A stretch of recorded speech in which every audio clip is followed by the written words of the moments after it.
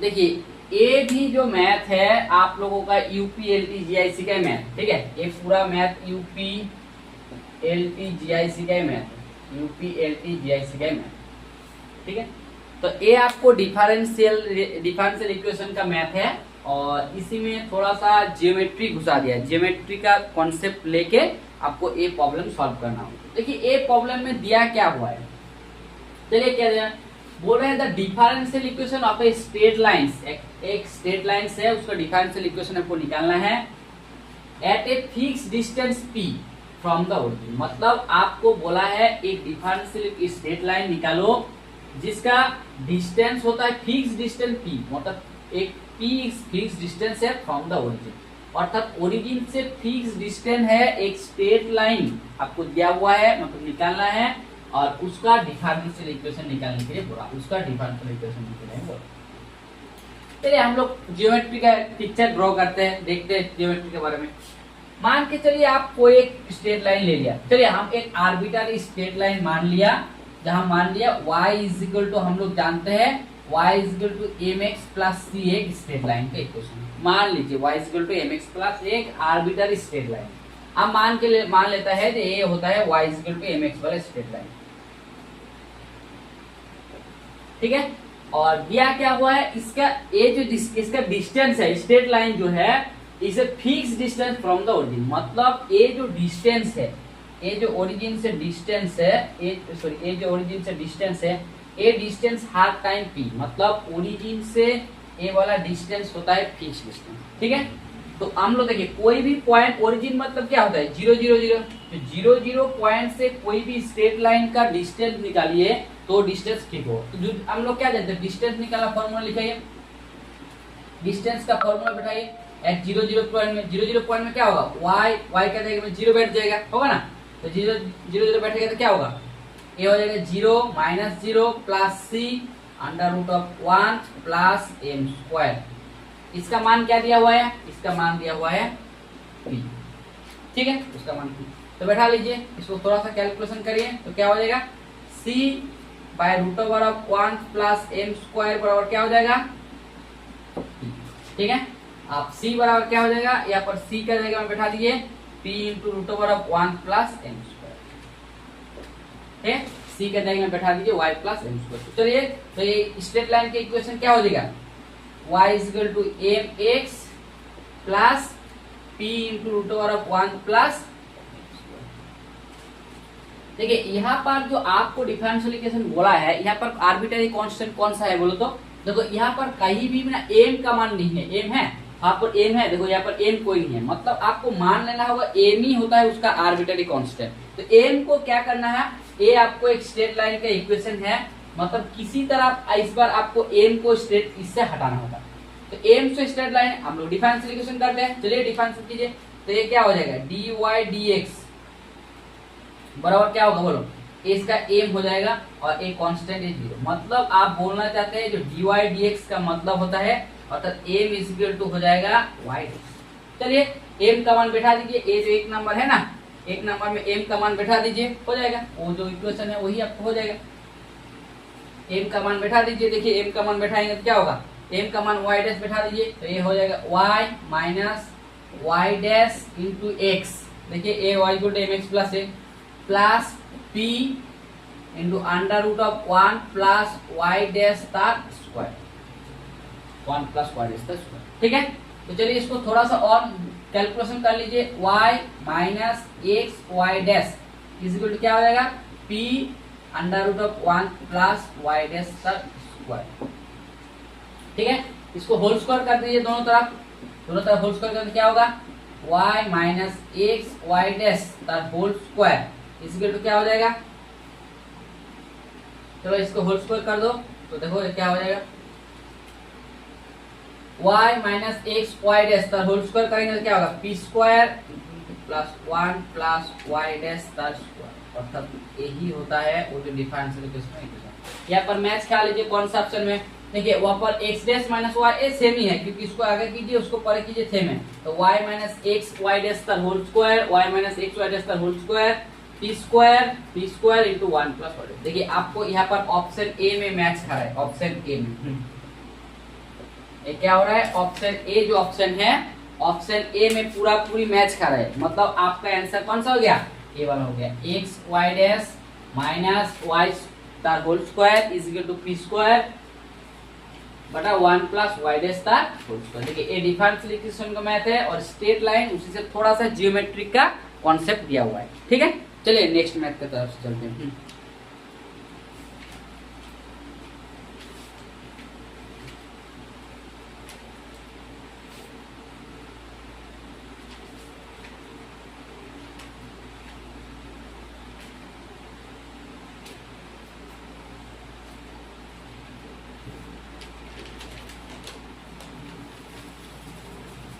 बोला है, देखिए क्या दिया हुआ है,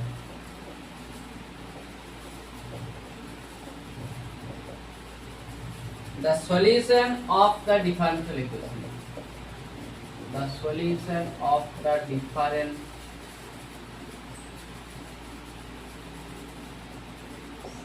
equation, the solution of the differential equation, ठीक है, is equal to y minus x dy dx, y minus x dy dx is equal to a into y square plus dy dx।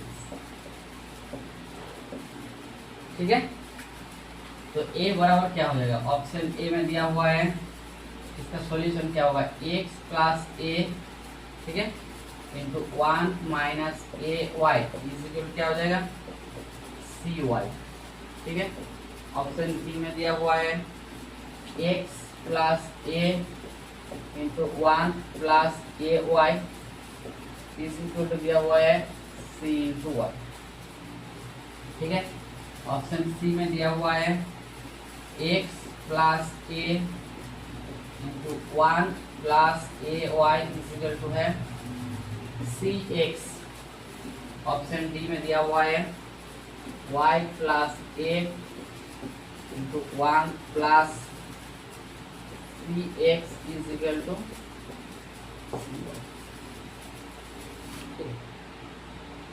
तो देखिए ये आप लोग को जानते भी है, differential equation is the most important topic of a graduation, जिसको हम लोग ग्रेजुएशन का एक मोस्ट इम्पोर्टेंट पार्ट बोलते हैं डिफरेंशियल इक्वेशन, और थोड़ा मोड़ा हम लोग क्लास 12 में भी सिखाया जाता है डिफरेंशियल इक्वेशन पर। तो चलिए एक थारा आपको यूपी पीजीडी का मैथ है, तो देखिए क्या दिया हुआ है, आपको बोला है the solution of the differential equation, आपको एक इक्वेशन दिया हुआ है y minus X D Y D X is equal to दिया हुआ है, आपको बोला है इस डिफरेंशियल इक्वेशन का सॉल्यूशन क्या होगा। चलिए हम लोग सॉल्यूशन जैसे जानते हैं उस तरफ करिए। देखिए क्या दिया हुआ है, पहले लिखिए y minus X D Y D X is equal to क्या होगा, इसको थोड़ा सा एक बार लाइन में हम गुना कर दे रहे, ठीक है, तोड़ देते हैं, A Y square plus A D Y D X. ठीक है, पहला लाइन देखिए A Y minus X D Y D X equal to A Y square into A X. इस बार क्या करना है, ये जो जिस तरफ डी वाई डी एक्स को है ना उसको सारा तरफ एक तरफ लेके आइए और दूसरे को अलग तरफ लेके आइए। चलिए डी वाई डी एक्स को इस तरफ लेके, हम उस तरफ लेके जा रहे हैं, ए हो जाएगा y minus A Y square is equal to X plus A D Y.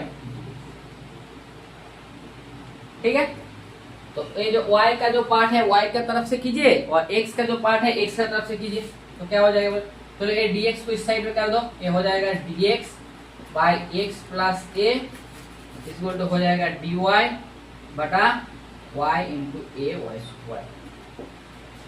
ठीक है, तो और एक लाइन कीजिए, इंटीग्रेशन कर दीजिए दोनों का सेम, तो ये dx बटा x प्लस ए हो जाएगा। ठीक है, और इसको हो जाएगा इंटीग्रेशन dy, y को कॉमन ले लीजिए y into 1 minus A Y. ठीक है, देखिए यहाँ तक देखिए integration dx by X plus Y plus dy by Y बटे वाई प्लस वाई। ठीक है, इतना तक हो गया, इतना तक हो गया। तो चलिए यहाँ पर थोड़ा सा करते हैं, यहाँ पर थोड़ा सा करते हैं। तो देखिए इधर वाला लाइन क्या दिया हुआ है, इधर वाला लाइन दिया हुआ है dx बटा एक्स प्लस ए। ठीक है, इज इक्वल टू, इसको देखिए, ये देखिए यहाँ पर y इंटू वाई माइनस है, इसको थोड़ा सा अरेंज कीजिए। देखिए ऊपर में 1 है ना, ऊपर में 1 है तो इसको अरेंज कीजिए, 1 plus 1 minus A Y plus A Y बटा y into 1 minus A Y, और बगल में तो dy रहेगा। ठीक है, तो चलिए इसको सिंप्लीफाई कीजिए, integration dx by x plus a, इसको भी सिंप्लीफिकेशन देखिए, इसमें काटेगा, इसमें काटेगा तो क्या होगा, 1 बाय y dy होगा, प्लस देखिए यहाँ से y से y काट जाएगा तो ऊपर में पड़ा रहेगा a, ठीक है, a बटे 1 माइनस ए वाई, देखिए a into 1 minus A Y. ठीक है, चलिए फिर और एक लाइन करता है, इससे ए वाला लाइन करें, इंटीग्रेशन dx बटे x प्लस ए वाई, ठीक है, plus integration 1 by y dy plus a को बाहर कीजिए 1 minus 1 by A Y dy। इतना तक हो गया। इतना तक हो जाने के बाद इंटीग्रेशन हम लोग जो फॉर्मूला जानते हैं इंटीग्रेशन के बारे में, इंटीग्रेशन करिए, 1 बाय 1 प्लस एक्स प्लस ए का इंटीग्रेशन क्या होता है, देखिए 1 बाय 1 प्लस एक्स प्लस ए का इंटीग्रेशन क्या होता है, लॉग मॉड एक्स प्लस ए।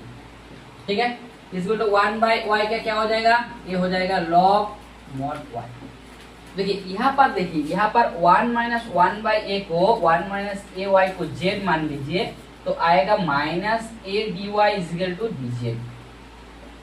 ठीक है, तो आपको दिया हुआ है, देखिए ए डी वाई है, ए डी वाई है, तो ए डी वाई है तो ऊपर में क्या हो जाएगा माइनस डी जेड, तो यहाँ पर लिखिए ये हो जाएगा माइनस डी जेड बटा जेड।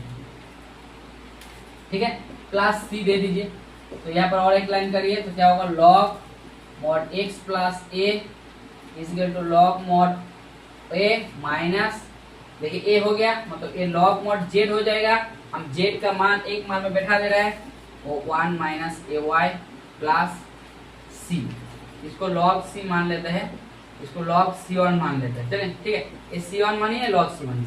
देखिए इसको इस साइड में क्या कर दिए माइनस वाला, तो ये क्या हो जाएगा log mod X plus A plus हो जाएगा लॉग मॉड क्या हो जाएगा 1 minus A Y is equal to क्या हो जाएगा log mod C plus log mod.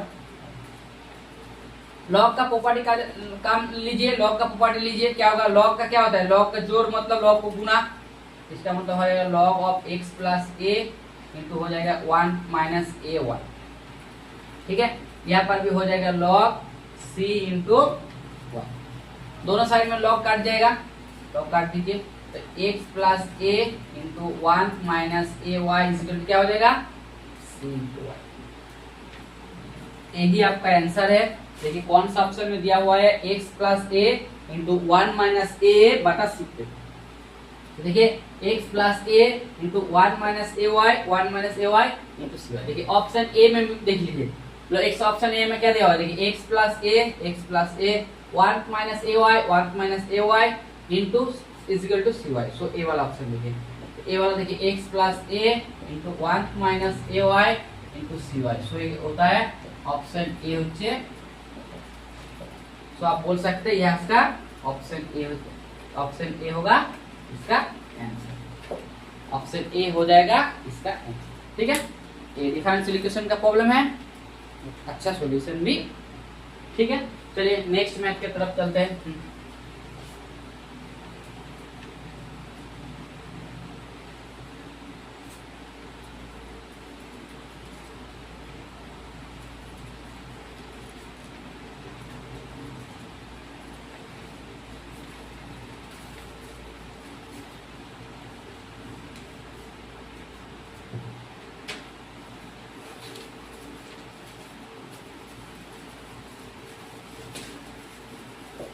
बोला है the value of C in Lagrange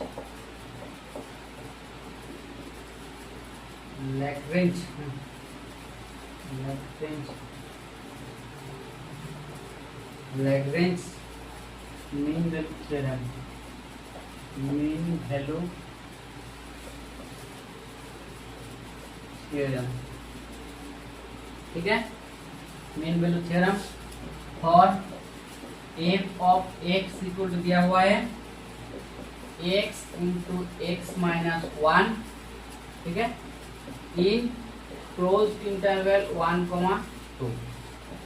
option A में दिया हुआ है 5/4, ऑप्शन बी में दिया हुआ है 3/2, सी में दिया हुआ है 7/4, डी में दिया हुआ है 9/5। देखिए ये हम लोग भी जानते हैं एक रियल एनालिसिस का पार्ट होता है और बहुत अच्छा कॉन्सेप्चुअल लॉजिक है। रियल एनालिसिस का बोल सकते हैं एक मोस्ट इम्पोर्टेंट टॉपिक होता है जिसको बोलते हैं लैग्रेंज मीन वैल्यू थ्योरम। पहला होता है रोल्स थ्योरम, उसके बाद होता है लैग्रेंज मीन वैल्यू।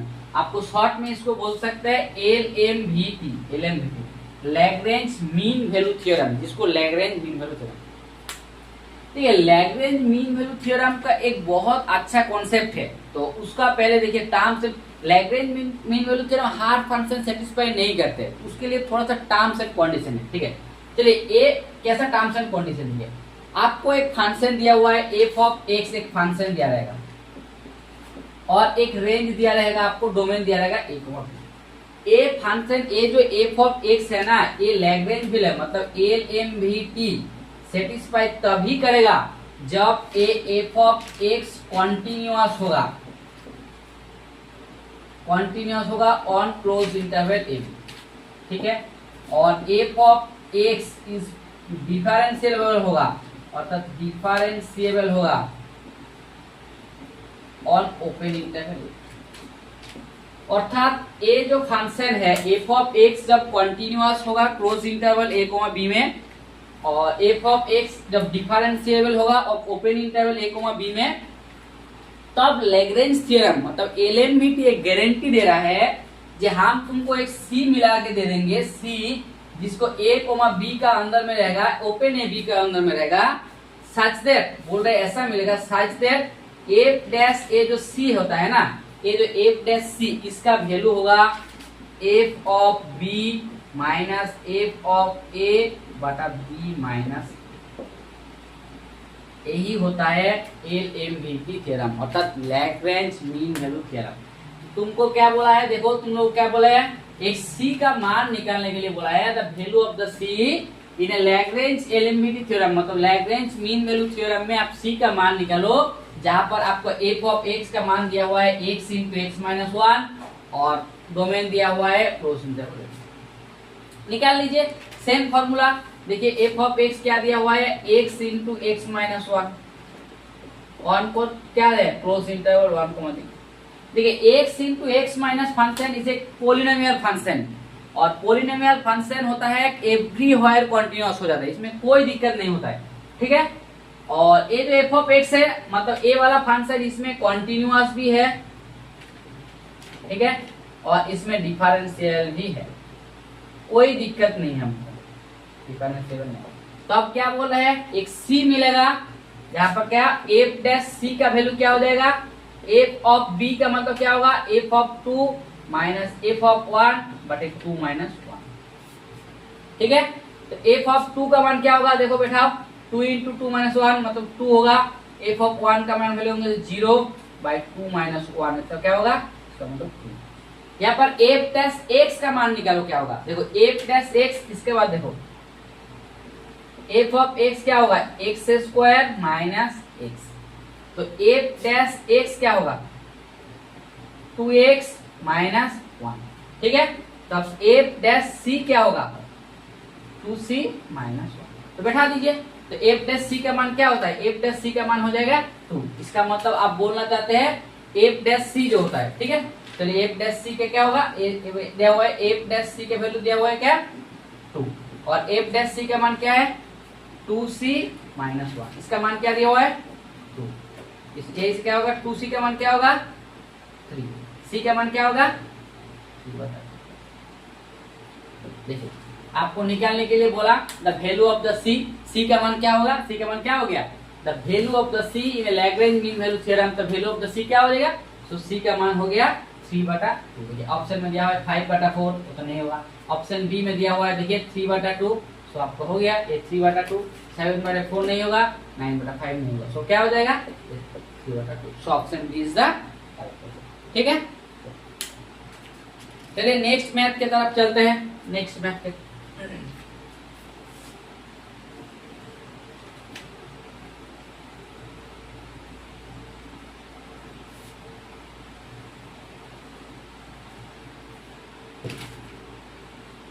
देखो क्या बोला है, बोला है एक से फंक्शन दिया हुआ है ए cos t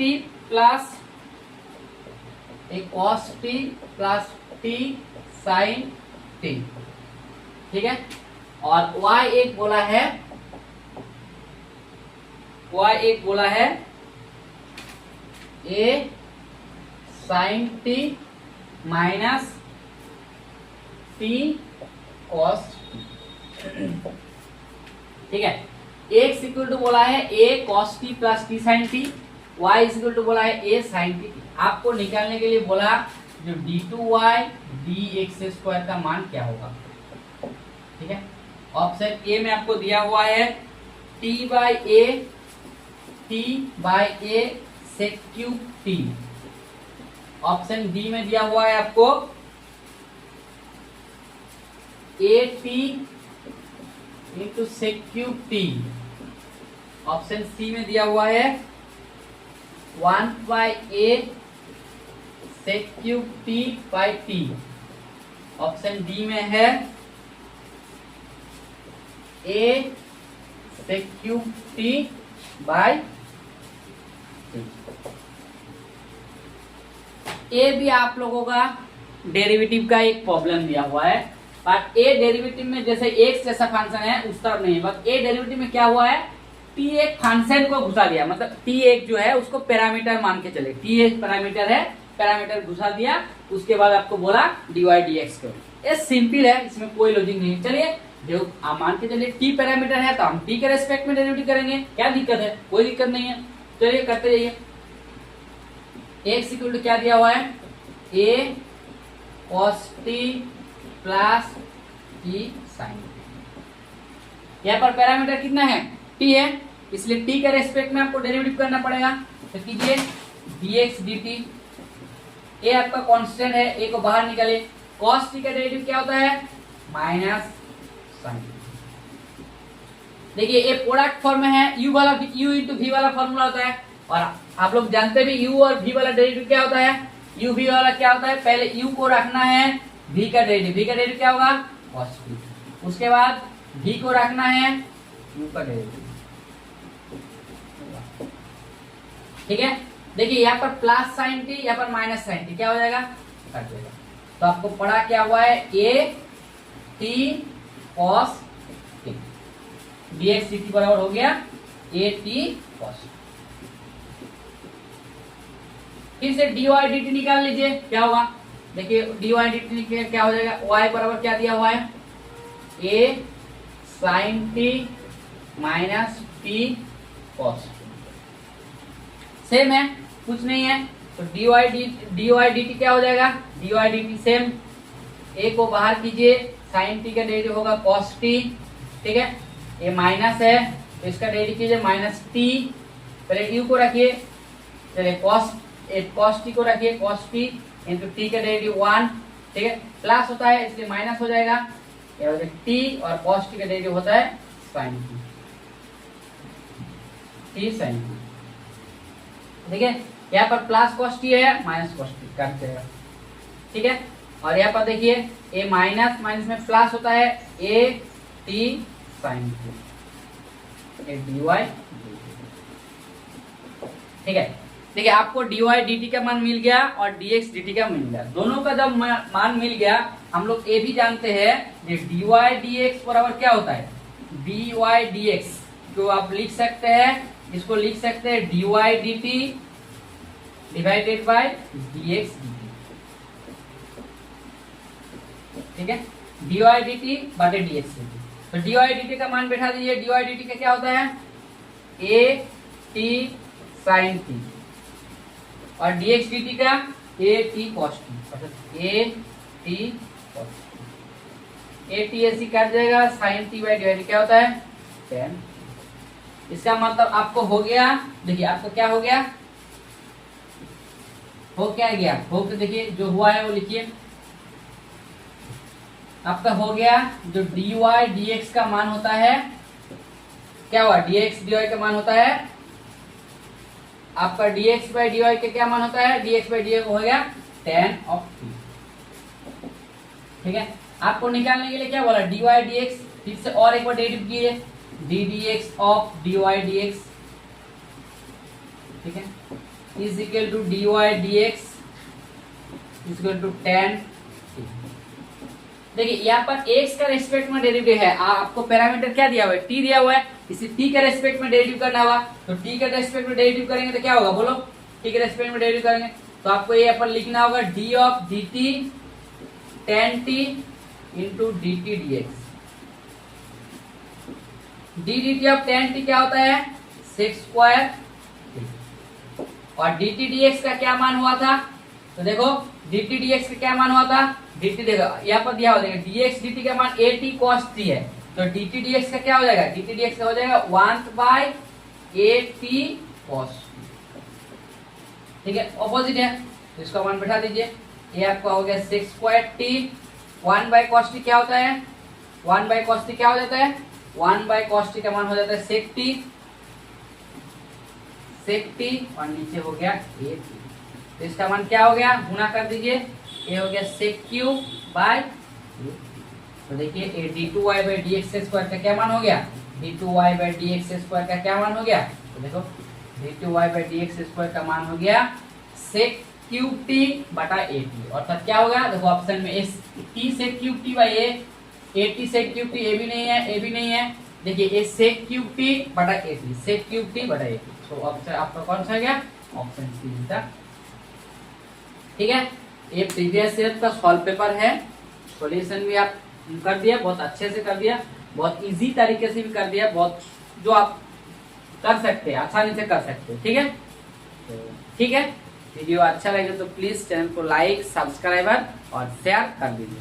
थैंक यू।